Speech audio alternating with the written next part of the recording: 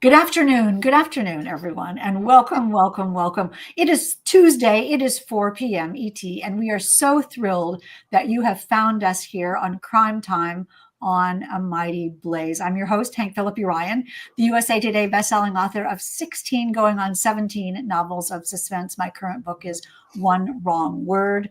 My new book, which comes out September the 9th, is called All This Could Be Yours, about a debut author on book tour who realizes someone is out to ruin her career and destroy the family she left back home, all because of a Faustian bargain she made long ago. All This Could Be Yours, coming out September the 9th. But we are not here to talk about that today, no matter how much you ask me to. We are here to talk about Midnight in Soap Lake by Matthew Sullivan. This book is hilariously terrific. It is touching. It is haunting. It is curious. It is quirky. It is strange. It is mysterious. It is smart, smart, smart. I absolutely love it, and you will absolutely love it too. It is unlike anything I ever have read. And I am still thinking about the people and the characters and the science we'll talk about it. It's highly, highly recommended. It comes out April 15th, tax day, so you can remember that, right? It's the good thing that happens on April 15th this year, Midnight in Soap Lake by Matthew Sullivan. Congratulations on this. Are you excited for it? I am super excited. It's so interesting to me how something that happened years and years ago. I lived in a town called Soap Lake, Washington in the early 2000s. And here we are in 2025, and I have this fictional version of this place. And so it's really kind of exciting to see how life and creativity and art and literature kind of have dovetailed into this artifact that I worked for a long time on. And yeah, I think that's so wise of you, art and creativity and literature, because I wish I could just be inside your brain a little bit to figure out how it works. And we'll talk more about that. But I wonder, I mean, you've worked in bookstores, several bookstores, and I wonder how that connection sort of has affected your writing, the convergence of reading and people reading and books. And do you think it has? Absolutely. The thing about the bookstore world is that not only are you surrounded by books themselves and all of those stories and all of that work that people have put into writing stories and getting them out there into the world to share, but you're also surrounded by people who love books. People who are working in bookstores aren't doing it for the money. They're doing it because they are bibliophiles, because they love books. And people who shop in bookstores, the same thing. They're there for stories, and they're there to kind of find community. And so on the one hand, we have, reading as this solitary act, but then we have these kind of manifestations of that, like walking into a bookstore or talking with other people about books like we're doing here today, that really are kind of, that's a part of the magic that's different from sitting there alone and disappearing into a good book. Oh, totally so. And I also think that part of the magic of it as an author and as a reader is that, we're talking about Midnight in Soap Lake right now, and everybody who reads this will connect with the book in a different way. So it becomes the reader's book, so that you as the author have put this out there and are asking the reader to make that connection in their own way with what touches them, which is generous and terrifying. Right.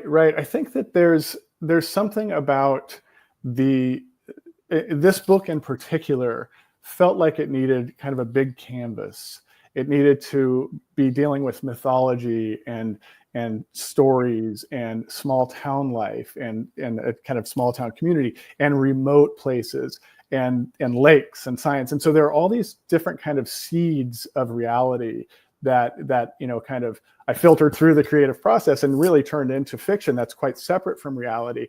But that I think that you're right, that because of the size, because of the canvas that it's on, there are these little pieces that readers can respond to on all kinds of different levels. And I appreciate you saying that. That's really I loved it. I completely loved it. Let me quickly say, if you are new to Crime Time, and we're going to hear about small towns, we're going to hear about families, we're going to hear about myths and evil, and we're going to hear all and science. I know more about lakes than I ever thought I would ever know. All fantastic and marvelous in Midnight in Soap Lake. But meanwhile, let me tell you, if you are new to Crime Time, welcome. You have picked a fantastic day to arrive here. Crime Time started with a mighty blaze 5 years ago at the beginning of the pandemic, under the auspices of the marvelous Jenna Blum and Caroline Levitt, to keep us all reading and keep us all discovering new books and discovering new authors. And we have been going strong for 5 years. And I am thrilled to be part of this cadre of volunteers that is keeping it going, including Margaret Pinard, who is the producer of Crime Time. And she is the best. You'll see her in the comments as a mighty blaze. That is our Margaret Pinard. Let me quickly tell you two more things. One is we are giving away, well, we're not giving it away. Matthew is giving away a copy of Midnight in Soap Lake. And not this one, because I'm keeping it you all, but leave a question, leave a comment, and we will spin the wheel of fun at the end of the show. And one of you lucky people, really lucky people, will win a copy of this book. Next, if you don't win, you know what to do. Click, run, go get a copy of your own. Comes out April the 15th. Let me tell you a little bit. I know I'm talking as fast as I can because I want to get to Matthew. Let me tell you a little bit about Matthew Sullivan. Grew up in Denver, Colorado. He received his MFA from the University of Idaho and has been a resident writer at Yaddo, Centrum, and the Vermont Studio Center. In addition to working for years at the Tattered Covered Bookstore in Denver, how many of you have been there? It's an icon. It's even in my book that I wrote for next year. And the Brookline Booksmith in Boston, one of my favorite bookstores of all times that handles every one of my launch days.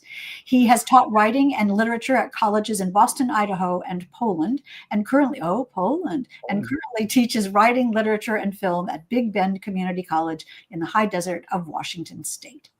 He is the author of the beloved and iconic Midnight at the Bright Ideas Bookstore. How many of you have read that? Everybody has read that. He is married to a librarian and has 2 children and a scruffy dog named Ernie, which is a perfect dog name. So every book interview I do, I always say to the author first, tell us about this book. And I've got to tell you, I want to hear what you say about Midnight in Soap Lake. How do you describe this, Andrew? Well, so the title kind of sets us up. It's a psychological suspense novel that's set in a real place, Soap Lake, Washington, which is a very remote agricultural town that I lived in. I lived in that area for about 16 years, and I lived in the town itself for about 3. And it's a town that is about 1,500 people, very small, on this mineral lake, this very rare mineral lake. And again, very remote. So as the story opens, our main character, Abigail, is walking along these irrigation roads. She's new to town. She doesn't know a soul. She's all alone. And she looks out into the desert and sees this little boy running toward her through the sagebrush, and soon discovers that the boy's mother has been killed and her body left in an Oldsmobile out in the desert. So on the one hand, this is a story about Abigail. Kind of her entrance into the town is kind of an entrance into this mystery. And so as she's uncovering clues and so on, she's unearthing the secrets of this town and learning about this boogeyman who lives in the orchards around town, learning about this kind of fascinating history of the place and so on. And so as she's kind of, entering into the town, she's also solving this mystery. But on the other hand, and this was really important to me as a writer, I wanted to tell the story of the victim. And so this is a young single mother named Esme. And the book alternates between Abigail solving the crime and Esme's life from the time she's a little girl, playing in the orchards around town, going to the library, and kind of getting into her own kind of problems in Soap Lake, all the way up until the night of her death. And so at the end of the book, Abigail's quest to find out what happened and Esme's life kind of dovetail, and we find out what happens. And this was important to me because I really wanted Esme not to be just a plot device. I wanted her not to be, the body in the library, but a fully realized human being who we get to know and kind of maybe empathize with as readers. And so that kind of duality was really important to me in the telling of the story. Duality is throughout this book. And as you're talking, I'm even seeing more and more parallels and more balances. Mm-hmm. I mean, I started to think, I started to say to you, well, Abigail is really a fish out of water in this town. And then I thought, ha ha ha, fish out of water. Her, her husband studies lakes, and that is why they came to this remote area. And then he leaves, and she is alone.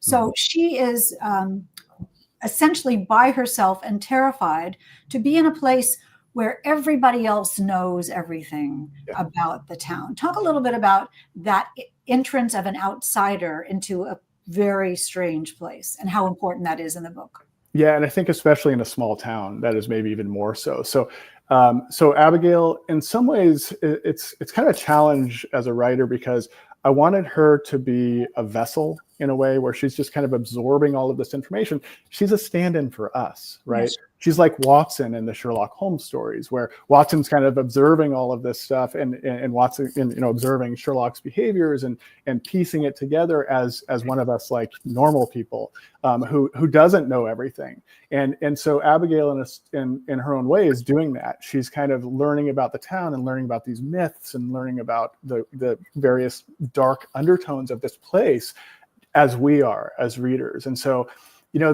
the thing about small towns is that there's this wonderful upside. I've lived in a lot of small towns as well as cities. And the upside of small towns is this kind of intimacy, right? This familiarity, and oftentimes simplicity that comes along with it. But the downside is that everybody's up in your business. Yeah. The secrets, secrets really need to stay secret, because the stakes can be really high. If somebody's personal history can become public history very easily, and also small towns are kind of like a black hole for a lot of people. They're really hard to leave. People get kind of like pulled into them, into the culture of them, because of that familiarity and intimacy, and sometimes because of fear of what's outside of them.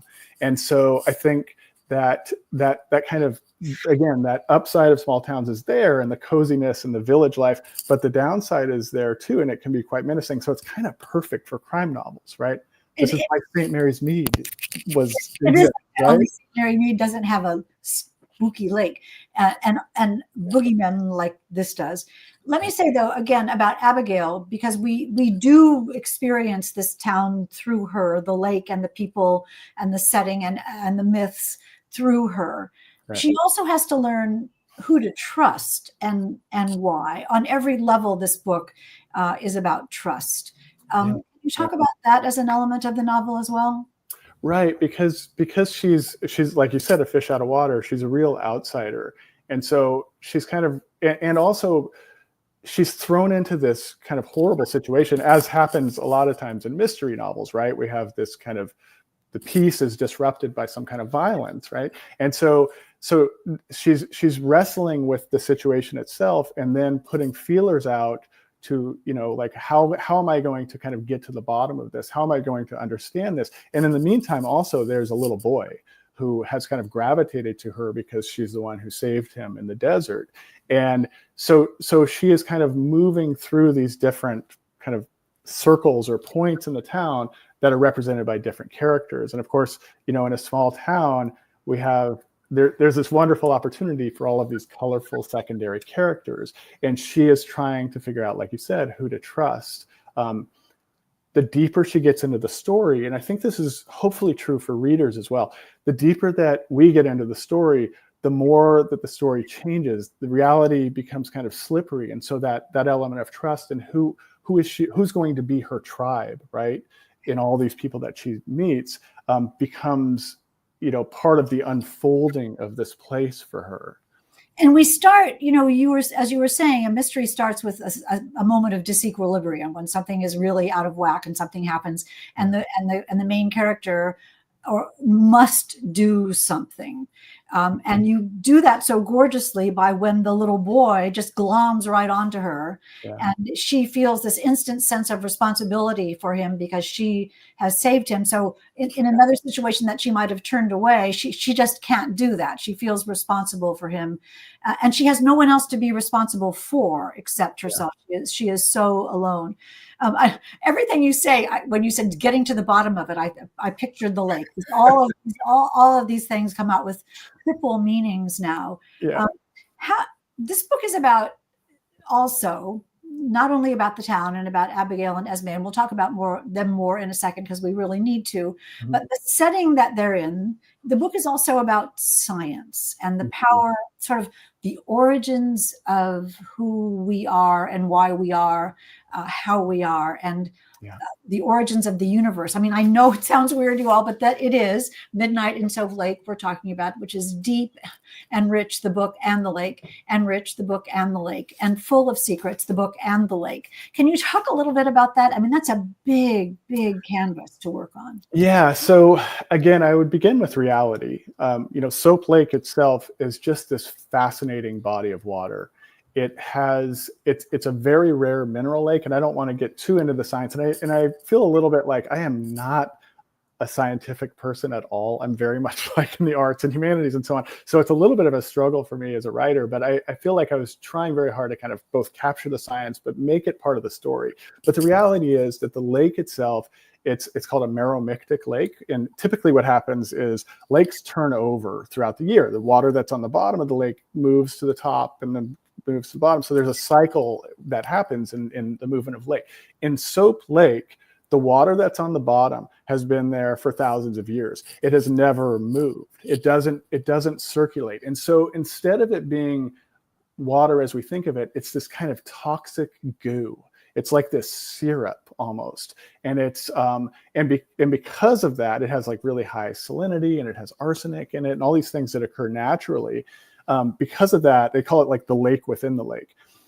It's an extreme environment. And so this in the world of microbiology, extremophiles comes up quite a lot. And this is when we talk about looking for life on other planets, looking for the origins of life that can exist in these very extreme environments, like in ice cores or in lava or in like the cracks deep in a cave or in the clouds. I was listening to Radiolab last week, and they were talking about these organisms in the clouds that live on organic matter that's just kind of floating around up there. This is like, it feels like science fiction. And Soap Lake has these extremophiles, these bacteria or microbes that only exist in the bottom of the lake. So on a scientific level, it's really amazing. And then you take that and you pair it with fiction.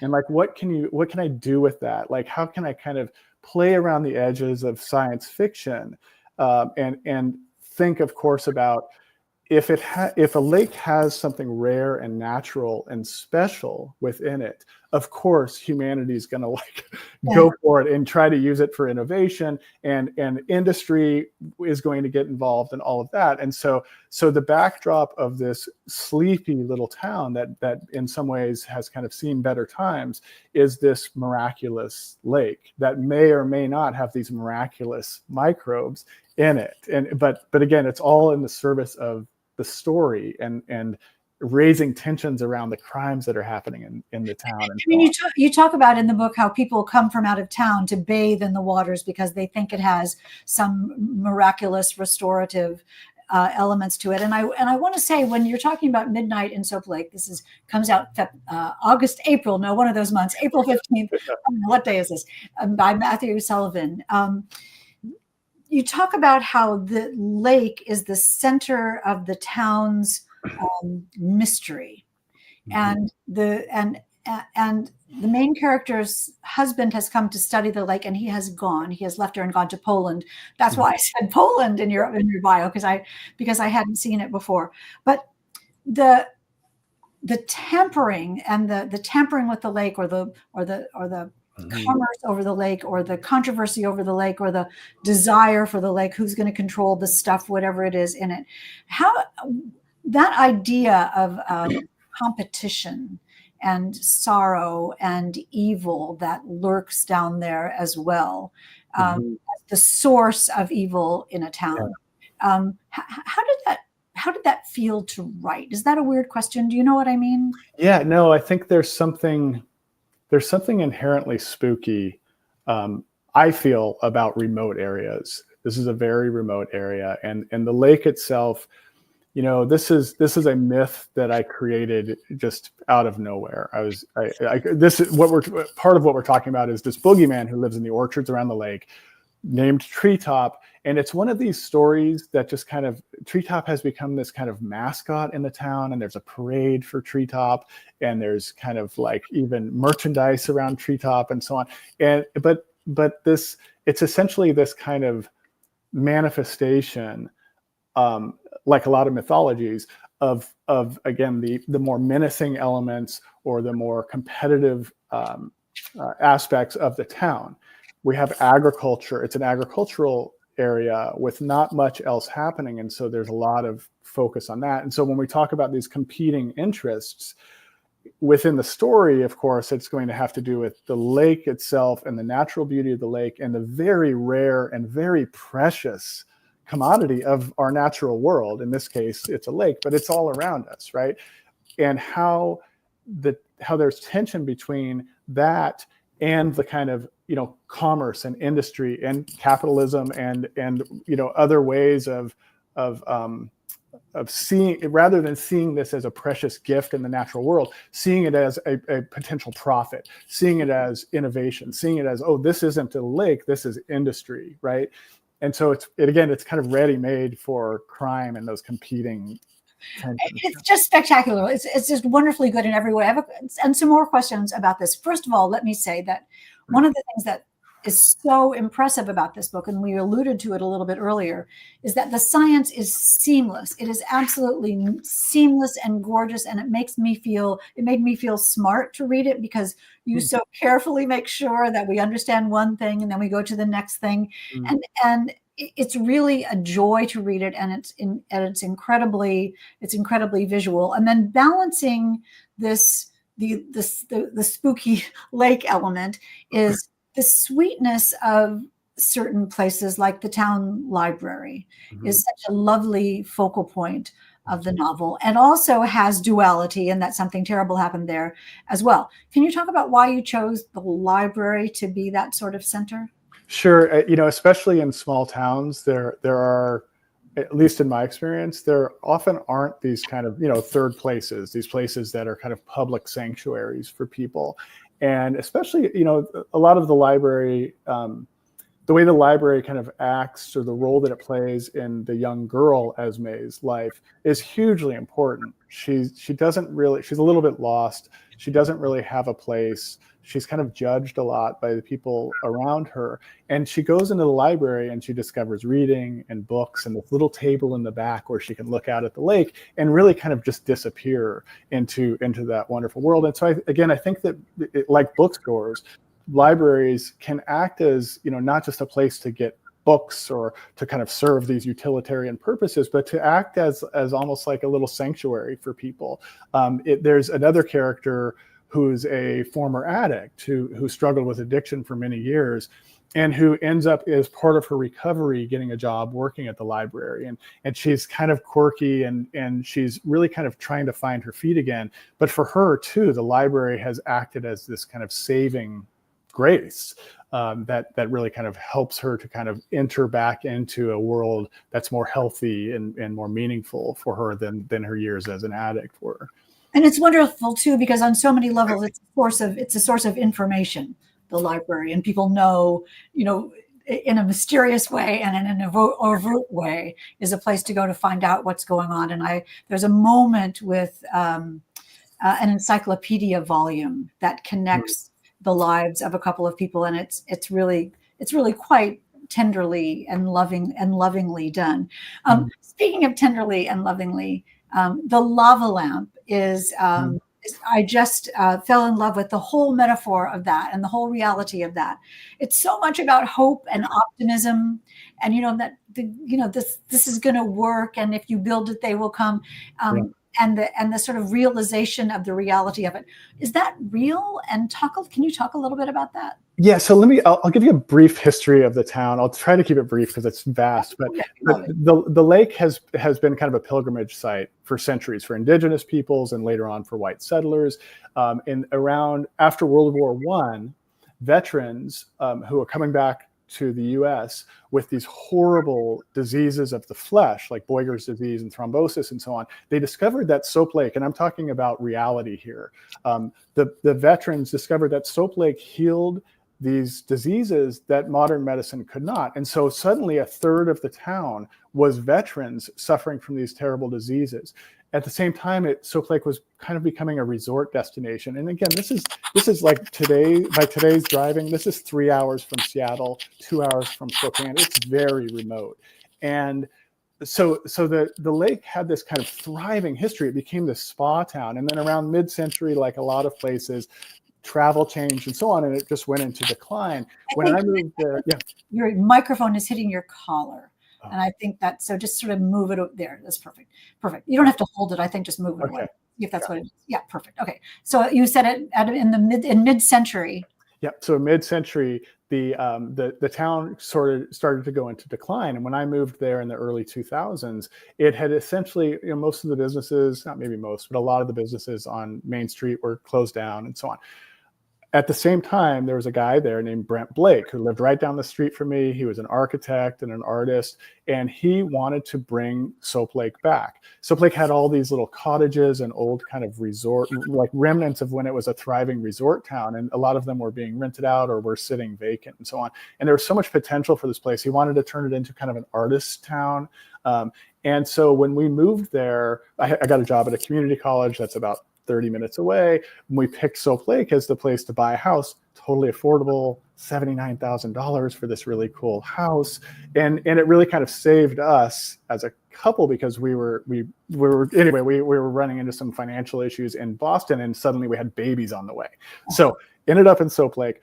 I bring all of this up because around that time, Brent Blake had this vision for creating the world's largest lava lamp in Soap Lake as a way to kind of bring people in. It's kind of like you said, if we build it, they will come, right? And so he wanted to have essentially build this lava lamp as a way to get people to come to the lake and spend their money and shop and kind of help revive this really unique place.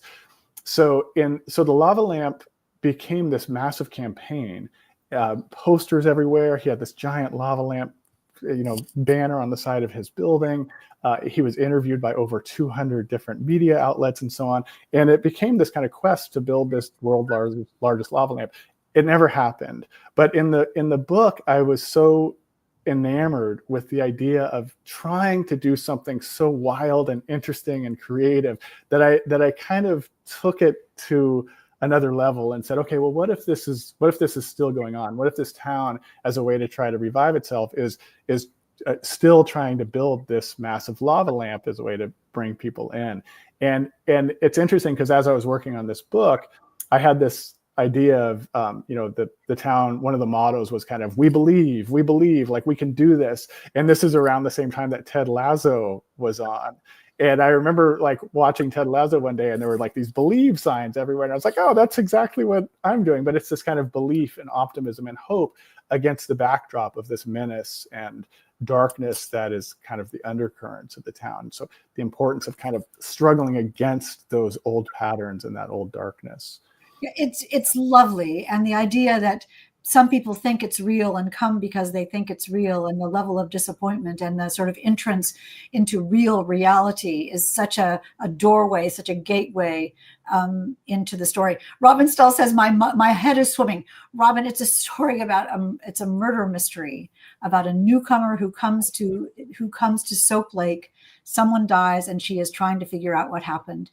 And it's set in this gorgeous, imaginative setting with amazing secondary characters and a lot of emotion and a lot of cool stuff and mythology, and it's intense and gorgeous and lovely. So don't feel like your head is swimming. You should just click.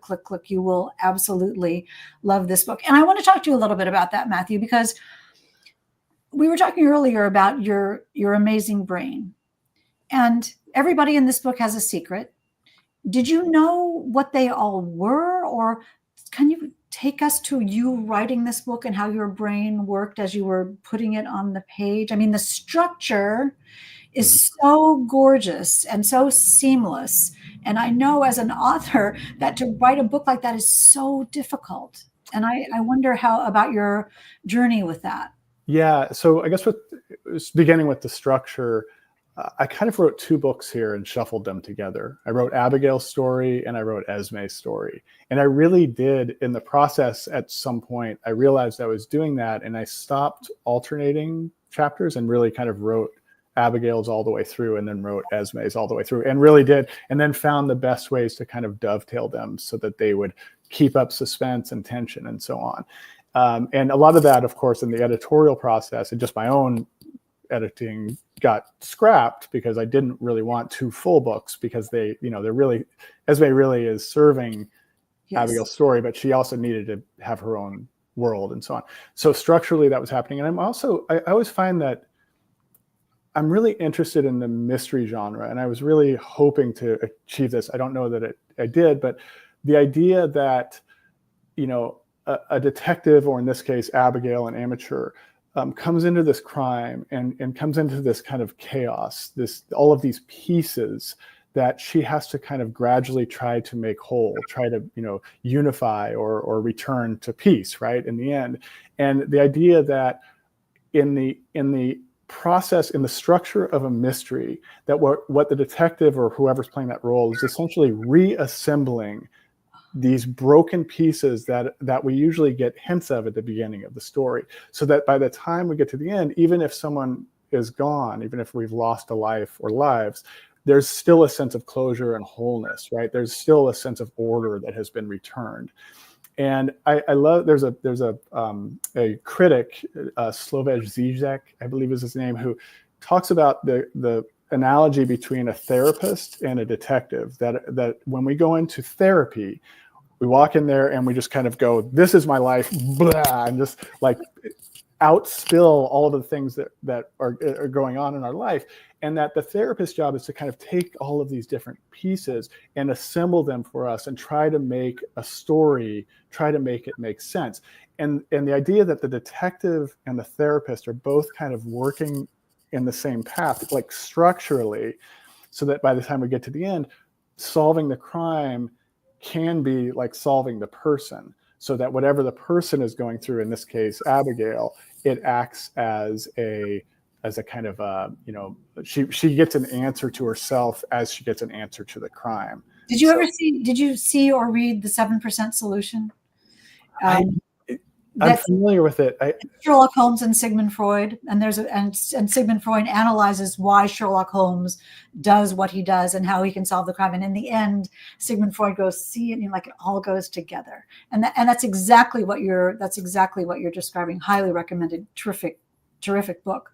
But I do think also that you've done so gorgeously in creating a mystery, is that as Abigail picks up the puzzle pieces, she's making a picture that she doesn't know what is, but you allow us as the reader to create the picture of the puzzle piece by piece, and in the end, all the pieces link together, and it makes sense in the way that the world can make sense, which is not always lovely, but that's reality. How did you feel when you finished this? Honestly, kind of sad. I think that, there's a tradition of sometimes, again, using the victim, using a person as a plot device, or as the body in the library style. And I think that when I got to the end of this, in part because I had spent so much time with Esme, and kind of, you see the forces that are at work in this young person's life, and she's just this imaginative, wonderful human being who really can't catch a break. And so to me, I felt kind of sad when I got to the end of it. And, of course we know she's going to die, because we saw that she died in the beginning of the book. So we get to the end of it, and to kind of have gotten to know her over, the entirety of the story, to get to the end. I don't know. For me, it was kind of a sad thing to write, because I felt so much for her. I had a lot of compassion for her, which is odd for a character. I don't always feel like that with characters, but there was something about her that just really stood out to me as deserving of empathy and compassion. And this is what you do so gorgeously in this, is that and one of the things that's difficult in a murder mystery is to make someone care about the victim, and to give away that she dies, and which we learn sort of not instantly, but pretty soon. it makes us care about her and makes us even more curious about what happened, because she is a real person who did her best. She did her best, and she loved things. Mhm. And something happened that was just out of her control. And I mean, I loved it. I think this is a beautiful book, Matthew. It's a beautiful book, and I highly recommend this to you all. I see so many people here. I haven't even acknowledged. Margaret Lang says, not that Margaret Lang is here, and Kathy Lanigan says, can't wait to read this book. Margaret says, we need to make it make sense. Everybody, Deborah Pruss is here, and Mary Garrett is here, and Shannon Hansen and Sue Street. Oh my golly. And Lori Hernandez says, loves Ted Lasso. You have a big fan club here. And thank you so much. It's awesome. Readers are the best. Readers are the best. Readers are the best. When you were a bookseller, people must have come back and said to you, thank you for suggesting X, Y, and Z book. How was that? Oh, it's really it's just wonderful. I mean, it's part of the job, right?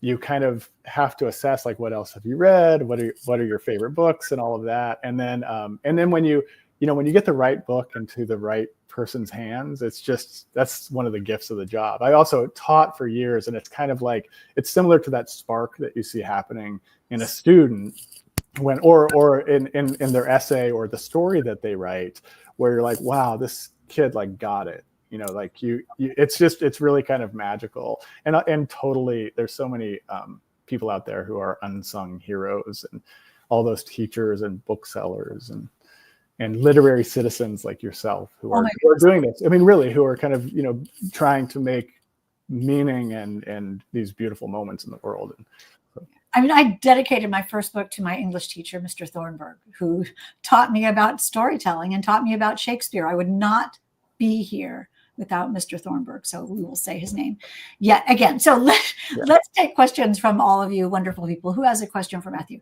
Darlene says, do you have a say in the cover art, which is a good segue to that postcard? Yeah, we do. I was part of this conversation. I really loved the cover here. I don't know if you can see it. Oh, yeah, it's great. I love the cover art here in this, because essentially it's a map of the story. It acts as, it's a wraparound cover that essentially encompasses the story, has all these little Easter eggs in the story. But I did have a say. I think that my editor, I believe it was him with the art department at Hanover Square Press, had this vision of a cover that represented place in the same way that place is represented in the story, right? Because this is so much about Soap Lake that he wanted to kind of have it be a wraparound kind of map of the story. And I love the fact that it doesn't stand out as just like a standard mystery, that it feels a little bit like this is more about this particular book than any other book. Like this, do you know what I mean? Like it feels kind of ready-made for this or catered to this story. It's kind of real, but it's not really real. It feels like we recognize it, but there's something that's not quite regular. Yeah, it's a little bit warped. I mean, there's one bookseller recently said this is like Twin Peaks meets Tana French, and both of those things I love. So I was like, oh my God, but there's something kind of warped about the cover that captures that vibe. Love that. Good question. Good question. Who else has a question? Oh, the suspense. Are the two midnight books related? Asks Margaret in the background. It's a theme. Yeah, these are standalone novels, but yes, they're related. So they're thematically connected. I'm kind of interested in the ripple effects of events or the ripple effects of crimes. So they both deal with that. I'm really kind of focused, and this isn't very conscious, it just seems to be where I gravitate as a writer, in tight-knit communities, kind of knowable communities, and how those kind of colorful communities can be a hotbed for both like dark crimes and tensions, but also maybe more meaningful and joyful and upbeat aspects of life, like a bookstore or like a funky little small town in the Pacific Northwest. And there's some other connections. There's a few little Easter eggs in this one that refer back to the Bright Ideas Bookstore, but they do stand alone. Yeah. And also midnight as a word is such a precipice of a time. Mm-hmm. The darkest of the dark, but getting ready to be the lightest of the light. It's a tipping point, and it's instant action, because midnight is just the tip. Anyway, yeah, I love that. I love that interpretation. Yeah, I'm just making stuff up Okay. You're great. And that is a critical moment where, something is going to happen. So I'm now interrupting. Who else has a question? There was one up, Margaret. Thinking of structure and therapy has me wondering my pet questions. Do you keep a diary, says Margaret Lang. I've kept one for decades, and now I'm using mine for academic mysteries. I do journal. I do. I like to journal. I tend, it's kind of funny. When I don't really read back at my journals, but when I do, it's not very daily, but it tends to be like I'm like griping about stuff. But it's like when you have things that you really are wrestling with and you have to get off your chest in some ways. But also just as part of, for decades, I've just kind of written as an exercise, just getting words on the page. And I think there's something very special about, using a pen instead of typing with these things because of that physical connection to paper and ink and the brain and all of that. I agree with you. I think there is a journey that happens that doesn't happen with typing. Sadly, if I try to write, I can't read it. So that's the end of that. That is totally the end of that. Let's take one more question, Margaret. Do we have another question? Will you be, Susie Baldwin, who is from Seattle, says, will you be doing, and has been to Soap Lake, she says. And Margaret, everybody wants to know where you're going. Everybody is excited to hear more about Midnight in Soap Lake, my very point. Okay, so Victor. Yeah, I am going to be in Seattle April 15th for the book launch at Third Place Books in Lake Forest Park, that location. And then I'll be down in Powell's in Portland. I'm going to the Tattered Cover and Boulder Bookstore in Colorado. And also, I love this, but we're arranging to do some events in Central Washington in Soap Lake at the Maskers Theater on Main Street in Soap Lake. And I believe that's going to be in mid-May. And then Centralia and so on. It's on my website, MatthewJSullivan.com. Their events are all updated there. I appreciate you asking. Are you making t-shirts? I really want a Soap Lake t-shirt. A friend of mine who I call my agent number 2, he sent me a t-shirt the other day that says Treetop Kills, which is like the graffiti that's around town. He just made this t-shirt, totally surprised me, and I love that. So in the font that it is in the book? It's in kind of like a heavy metal, creepy font. Yeah. Treetop is, we all had these things when we were growing up. The goat killer or the hook killer or the little town myths are so familiar and so touching. Yeah, there's something, the boogeyman figures. And, for me growing up, I grew up in a very devout, large Catholic family. And the devil was kind of the origin story for a lot of these boogeymen. Later on, like Treetop, and in Midnight at the Bright Ideas Bookstore, it was the Hammerman. So these boogeyman figures, they just have this kind of lasting impact. They get their hooks in us in different ways, and I love that mythology versus reality play that can happen in storytelling. Because you can convince yourself it's true, or you can convince yourself it's not true. And there you have it. It's been absolutely marvelous talking with you. This is such a joy to read and such a treat to talk with you. Let's spin the Wheel of Fun and see who gets their very own copy of Midnight at Soap Lake. And here we go with the Wheel of Fun. Margaret's going to push the button and the wheel will show up. I know it will. I have complete faith that it will. Margaret, tell me if it won't. I want you to see this. Okay, here we go. I knew it would happen. And we are spinning.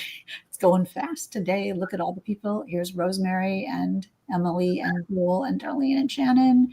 And the winner is Vicki Gregory. That's great. All right.